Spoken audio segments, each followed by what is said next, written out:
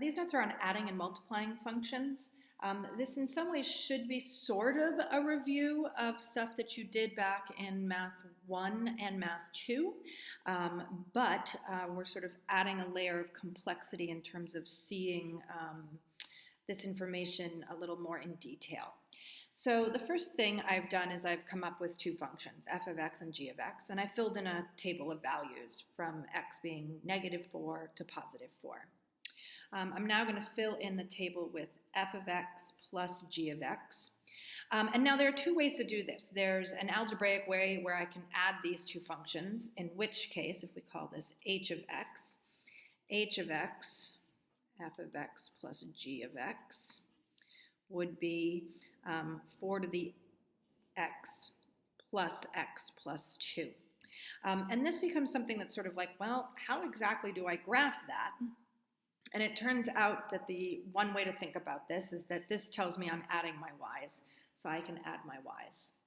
So -2 plus 1 over 256 is -511 over 256.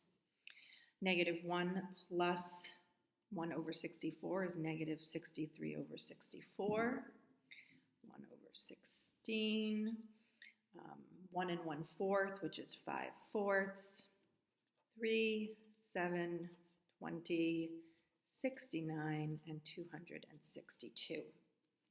And so I can graph these points and get the new function h of x without necessarily having to plug in individual values into this h of x function. Something else that they asked you to do is to multiply the functions, so f of x times g of x. And again, if I multiplied those, so if I had k of x equaled f of x times g of x, I have x plus 2 times 4 to the x, which I could write as x times 4 to the x plus 2 times 4 to the x. It's sort of up to you. Either way is mathematically correct. And so one way to deal with that is now again, I'm multiplying the y's, so multiply -2 times 1 over 256, -1 over 128, -1 over 64, 0, 1/4, 2, 12, 64, 320, and 1536.